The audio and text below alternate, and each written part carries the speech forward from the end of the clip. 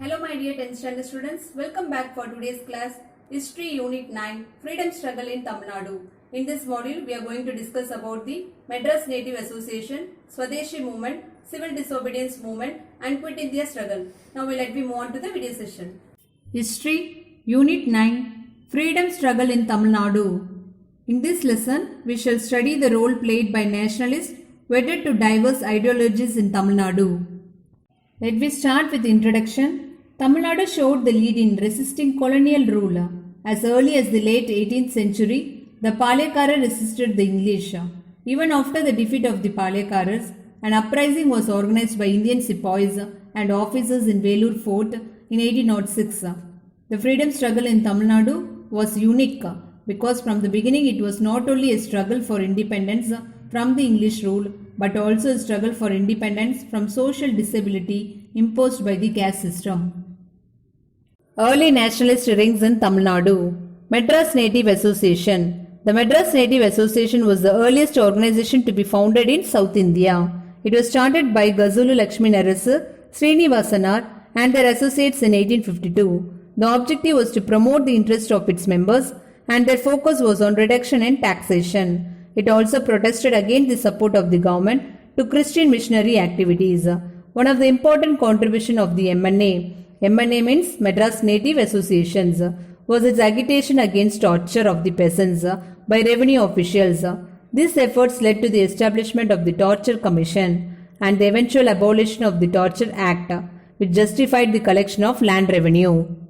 Beginnings of the nationalist press, the Hindu and Swadeshamitran. The appointment of T. Muthuswamy as the first Indian judge of the Madras High Court in 1877 created a furor in Madras presidency. The entire press in Madras criticized the appointment of an Indian as a judge. The press opposed his appointment and the educated youth realized that the press was entirely owned by Europeans. The need for a newspaper to express the Indian perspective was keenly felt. G. Subramaniam, M. Veera Raghavacharya and 4 other friends together started a newspaper, The Hindu, in 1878. It soon became the vehicle of nationalist propaganda. G. Subramanian also started a Tamil nationalist periodical Swadeshamitran in 1891, which became a daily in 1899. The founding of the Hindu and Swadeshamitran provided encouragement to the starting of other native newspapers such as Indian Patriot, South Indian Mail, Madras Standard, Desabhimani, Vijaya, Suryodayam and India. Madras Mahajana Sabha. Madras Mahajana Sabha was the earliest organization in South India with clear nationalist objectives. It was a training ground for the first generation of nationalist leaders. On 16th May 1884, MMS, that is Madras Mahajana Sabha, was started by M. Veera Raghavacharya, P. Anandacharlu, P. Rangaya and few others. P. Rangaya became its first president. P. Anandacharlu played an active role as its secretary. The members met periodically, debated public issues in closed meetings, conducted hall meetings and communicated their views to the government. The objective of MMS means Madras Mahajana Sabha, was to create a consensus among people of different parts of the presidency on various issues of public interest and to present it to the government. Moderate phase.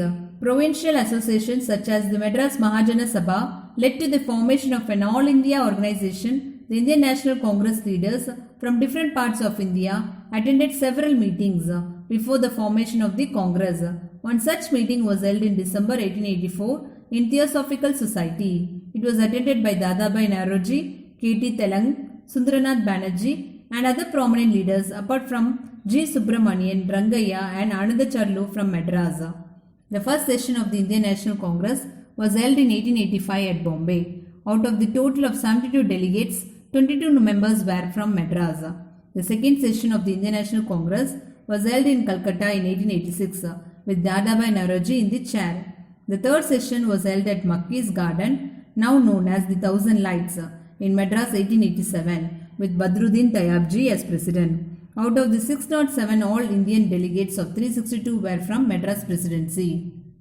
Swadeshi movement. The partition of Bengal 1905 led to the Swadeshi movement and changed the course of the struggle for freedom. In various parts of India, especially Bengal, Punjab and Maharashtra, popular leaders emerged. They implemented the program of the Calcutta Congress which called upon the nation to promote Swadeshi enterprise, boycott foreign goods and promote national education. The Swadeshi movement made a deep impact in Tamil Nadu. The Congress carried on a vigorous campaign for boycott of foreign goods. Response in Tamil Nadu. V.O. Chidambaranar, V. Chakkarayar Subramanya Bharati and Surendranath Arya were some of the prominent leaders in Tamil Nadu. Public meetings attended by thousands of people were organized in various parts of Tamil Nadu. Tamil was used on the public platform for the first time to mobilize the people.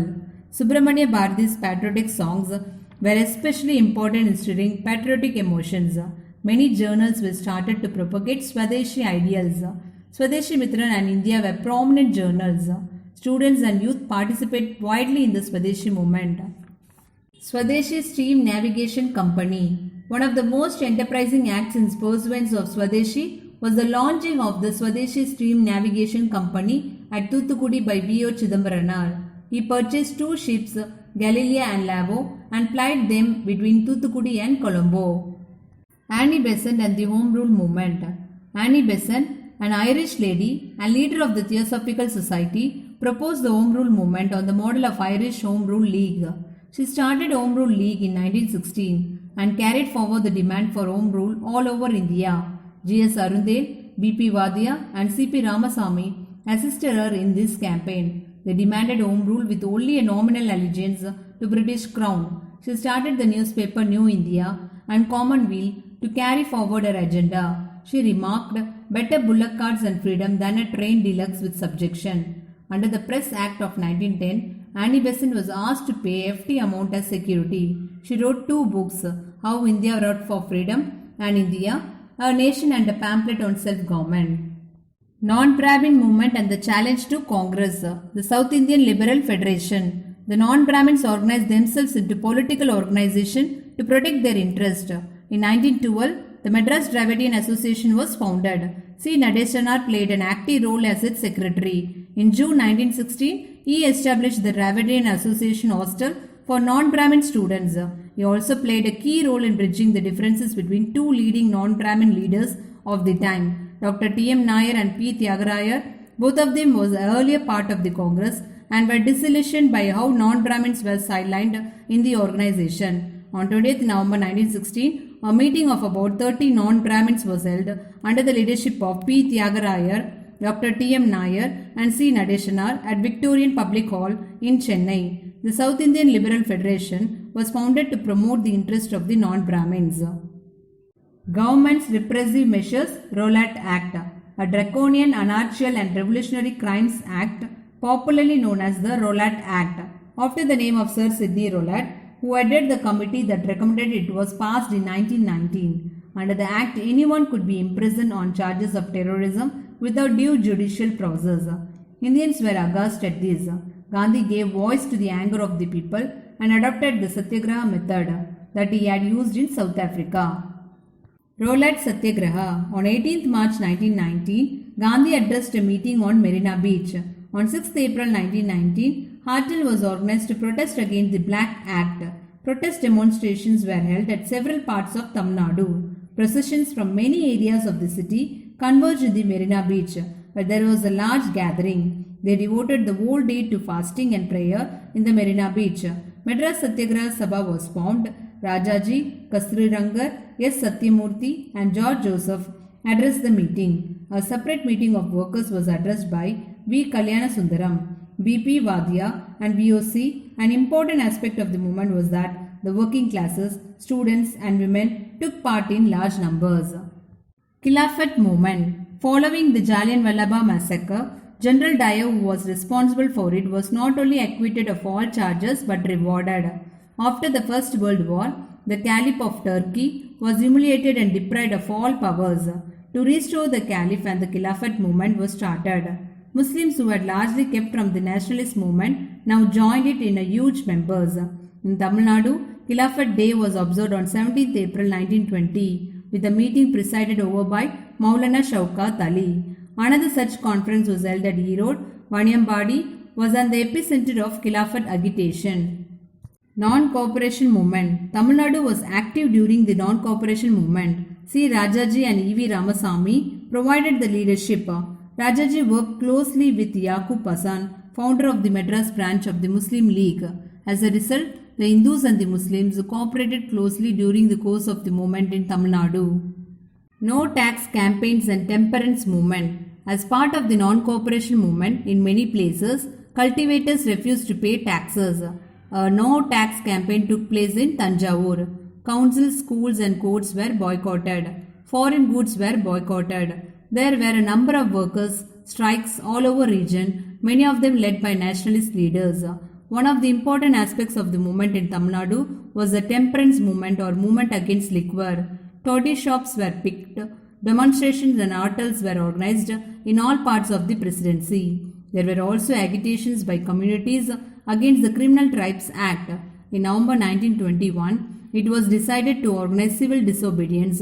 Rajaji Subramanya Sastri and EVR were arrested. EVR means E.V. Ramasamy Periyar. The visit of Prince of Wales on 13 January 1922 was boycotted.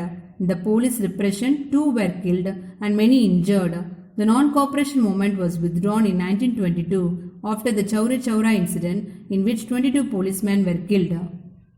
Swarajist, Justices Rivalry. Following the withdrawal of the non-cooperation movement, the Congress was divided between no-changers who wanted to continue the boycott of the councils and pro-changers who wanted to contest the elections for the councils. Rajaji, along with other staunch Gandhian followers, opposed the council entry. Along with Kasturi Rangar and M.A. Ansari, Rajaji advocated the boycott of the councils. Opposition to this led to the formation of the Swaraj Party within the Congress by Chittaranjan Das and Motilal Nehru. In Tamil Nadu, the Swarajists were led by S. Srinivasanar and S. Satyamurthy. Subbarayan Ministry. In Madras provincial election held in 1926, the Swarajists won the majority of the elected seats. However, it did not accept office in accordance with the Congress policy. Instead, they supported an independent P. Subbarayan to form the ministry. The Swarajists did not contest the 1930 election, leading to an easy victory for the Justice Party. The Justice Party remained in office till 1937. Simon Commission boycott. In 1927, a statutory commission was constituted under Sir John Simon to review the Act of 1919 and to suggest reforms, however, to the great disappointment of Indians. It was an all-white commission with not a single Indian member, so the Congress boycotted the Simon Commission. In Madras, the Simon Boycott Propaganda Committee was set up with S. Satyamurthy as the president. There was widespread campaign among the students, shopkeepers, lawyers and commuters in train to boycott. The arrival of Simon Commission in Madras on 18 February 1929 was greeted with demonstration and hurtals. Black flags were waved against the commission. The police used force to suppress the revolt. Civil disobedience movement towards Purna Swaraj. In the 1920s, Congress with Gandhi in leadership was transforming into a broad-based movement in Tamil Nadu. The Madras session of the Indian National Congress in 1927 declared complete independence as its goal. It appointed a committee under Motilal Nehru to frame the constitutional reforms in opposition to the Simon Commission. In the 1929 Lahore session of the Congress, Purna Swaraj was adopted as the goal, and on 26 January 1930, the national flag was hoisted by Jawaharlal Nehru on the banks of River Ravi as the declaration of independence. Salt March to Vedaranyam. When the Viceroy did not accept the demands put forward by Gandhi, he launched the civil disobedience movement by setting out on a salt satyagraha with a march to Dundee on 12th March 1930. The civil disobedience movement was a mass movement with the participation of students, shopkeepers, workers, women, etc. Tamil Nadu was in the forefront of the civil disobedience movement. In the city of Madras, shops were picked and foreign goods boycotted. Rajaji organized and led a salt satyagraha march to Vedaranyam. The march started from Tiruchirappalli on 13th April 1930 and reached Vedaranyam in Tanjavur district on 28th April. A special song was composed for the march by Namakkal V. Ramalinganar with the lines, "A war is ahead, sans sword, sans bloodshed." Joined this march. Despite a brutal crackdown by the police, the marching satyagrahis were provided a warm reception along the route. On reaching Vedaranyam, 12 volunteers under the leadership of Rajaji broke the salt law by picking up salt. Rajaji was arrested. T.S.S. Rajan, Rukmani, Lakshmipati, Sardar Vedaranyam, C. Swaminathan, and K. Santanam were among the prominent leaders who participated in the Vedaranyam salt satyagraha. Widespread agitation in Tamil district. The satyagraha is under the leadership of T. Prakasam and K. Nageshwara Rao set up a camp at Udayavanam near Madras. However, the police arrested them. It led to a hurtle in Madras. The clashes with the police in Tiruvallikeni, which lasted for 3 hours on 27th April 1930, left 3 dead. Volunteers who attempted to offer salt satyagraha in Rameshwaram were arrested. Similar attempts at Uvari, Anjango, Veppalodai, Thuthukudi and Tharuvaikulam were stopped. Mill workers struck work across the province. Women participated enthusiastically. Rukmani Lakshmipati was the first woman to pay penalty for violation of salt laws. Police used brutal force to suppress the movement. Bhashyam, popularly known as Arya, hoisted the national flag atop Fort St. George on 26 January 1932. Martyrdom of Tirupur Kumaran. On 11th January 1932, a procession carrying national flags and singing patriotic songs was brutally beaten by the police in Tirupur. O.K.S.R. Kumaraswamy, popularly Tirupur Kumaran, fell dead holding the national flag aloft. He is hailed as Kodikatha Kumaran. First Congress Ministry. In the 1937 election, the Congress emerged victorious. The Justice Party was trounced. Congress victory in the election clearly indicated its popularity with the people. Rajaji formed the first Congress Ministry. He introduced prohibition on an experimental basis in Salem. To compensate for the loss of revenue, he introduced the sales tax. When the British involved India in the Second World War, without consulting the elected Congress ministries, the latter resigned. Anti-Hindi agitation. One of the controversial measures of Rajaji was the introduction of Hindi as a compulsory subject in schools. This was considered to be a form of Aryan and North Indian imposition detrimental to Tamil language and culture, and therefore caused much public resentment. EVR led a massive campaign against it. He organized an anti-Hindi conference at Salem.